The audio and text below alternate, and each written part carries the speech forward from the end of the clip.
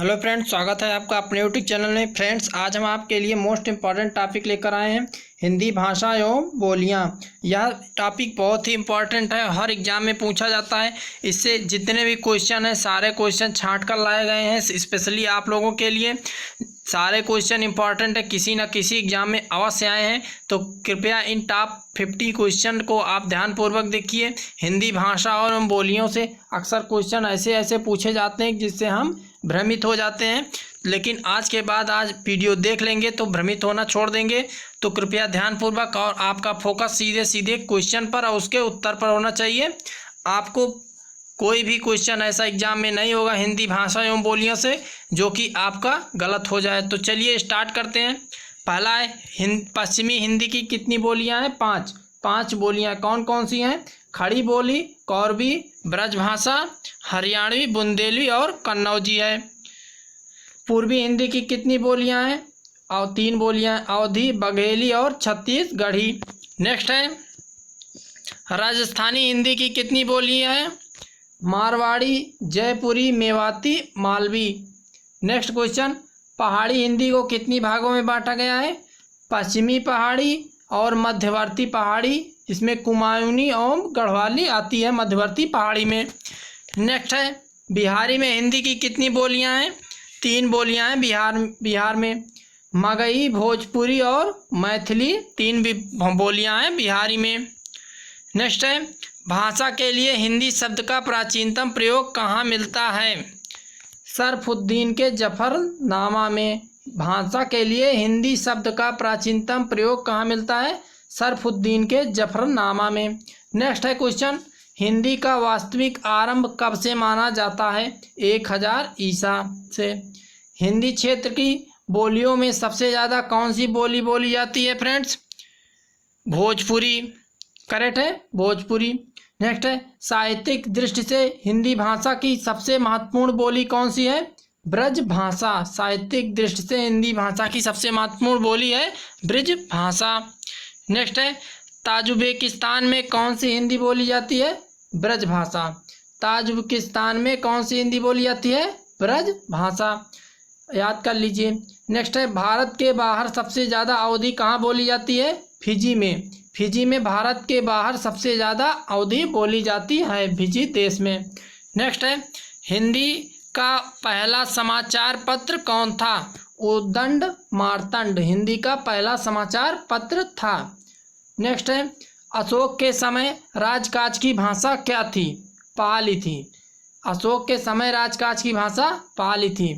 मोहम्मद गौरी से लेकर अकबर तक राजकाज की भाषा क्या थी? हिंदी थी। मोहम्मद गौरी से लेकर अकबर तक राजकाज की भाषा। अकबर के शासन में मंत्री टोडरमल के आदेश से किस भाषा को हिंदी की जगह पर राजभाषा बनाया गया? फारसी।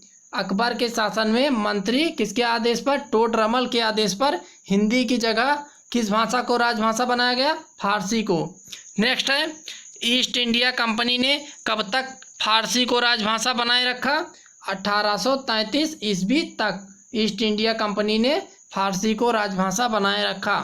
नेक्स्ट है संविधान सभा में हिंदी को राजभाषा बनाने का प्रस्ताव किसने प्रस्तुत किया था? संविधान सभा में हिंदी को राजभाषा बनाने का प्रस्ताव किसने प्रस्तुत किया था? उत्तर है गोपाल स्वामी अयंगर जी ने प्रस्ताव प्रस्तुत किया था। भारतीय संविधान में हिंदी को राजभाषा के रूप में कब मान्यता मिली? 14 सितंबर 1949 को हिंदी को राजभाषा के रूप में संविधान में मान्यता मिली। 14 सितंबर 1949 को, इसलिए हिंदी दिवस को 14 सितंबर को मनाया जाता है। संविधान के किस अनुच्छेद में हिंदी को संघ की भाषा और देवनागरी की लिपि कहा जाता है? अनुच्छेद 343 में। संविधान के अनुच्छेद 343 में हिंदी को संघ की भाषा और देवनागरी की लिपि कहा जाता है। नेक्स्ट है राजभाषा आयोग के प्रथम अध्यक्ष कौन थे? राजभाषा आयोग के प्रथम अध्यक्ष कौन थे? बाल गंगाधर खरे जी थे राजभाषा आयोग के प्रथम अध्यक्ष, बाल गंगाधर खरे। नेक्स्ट है संविधान के किस सूची में भाषा को शामिल किया गया है? 8वीं अनुसूची में संविधान के भाषा को सम्मिलित किया गया है। नेक्स्ट है 8वीं अनुसूची में कितनी भाषाओं को सम्मिलित किया गया है? 22 भाषाओं को 8वीं अनुसूची में सम्मिलित किया गया है। जनसंख्या की दृष्टि से सर्वाधिक बोली जाने वाली भाषाओं में हिंदी का कौन सा स्थान है? तीसरा स्थान जनसंख्या की दृष्टि से हिंदी का है बोली जाने वाली भाषाओं में। नेक्स्ट है, भारतीय लिपियों में सर्वश्रेष्ठ लिपि किसे मानी जाती है?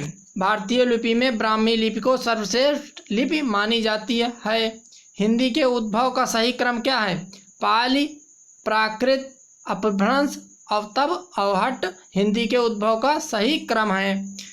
हिंदी का संबंध किससे है? हिंदी का संबंध सौरसेनी अपभ्रंश से है। अपभ्रंश को पुरानी हिंदी किसने कहा है? अपभ्रंश को पुरानी हिंदी चंद्रधर शर्मा गुलेरी जी ने कहा है।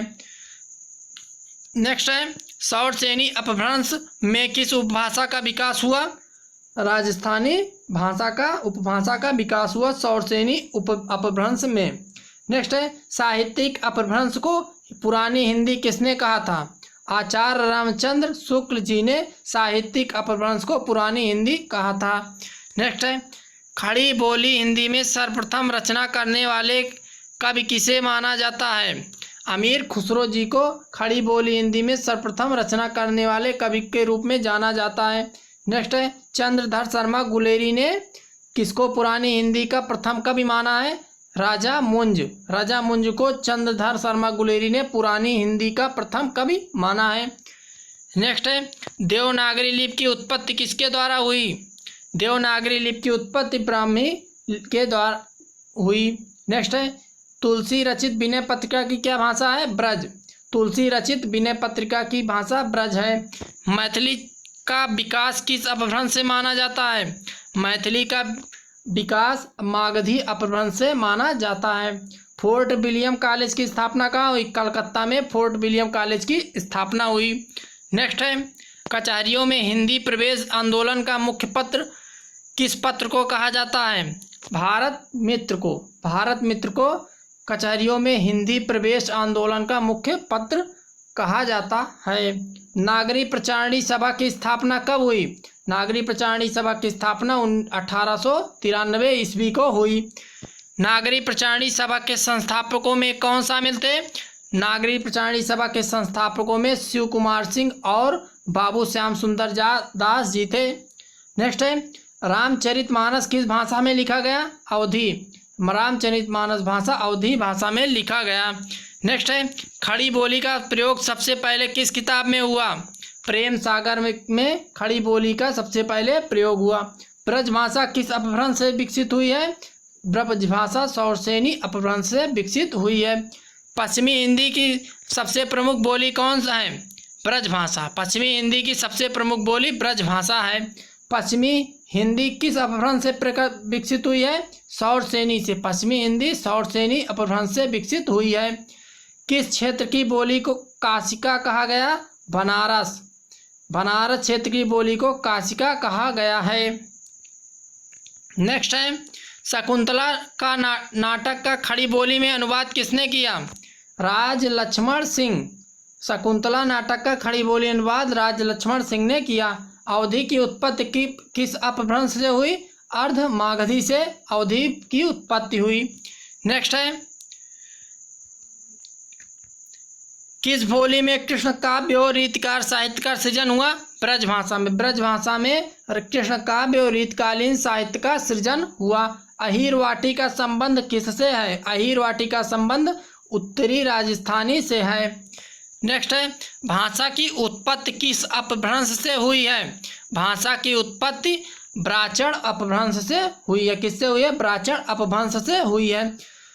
नेक्स्ट है, अंतिम क्वेश्चन, बिहारी बंगला उड़िया और असमिया। बिहारी बंगला उड़िया और असमिया का उद्भव किस अपभ्रंश से हुआ है? मागधी अपभ्रंश से हुआ है। तो फ्रेंड्स, ये थे टॉप 50 क्वेश्चन हिंदी भाषा एवं उनकी बोलियों से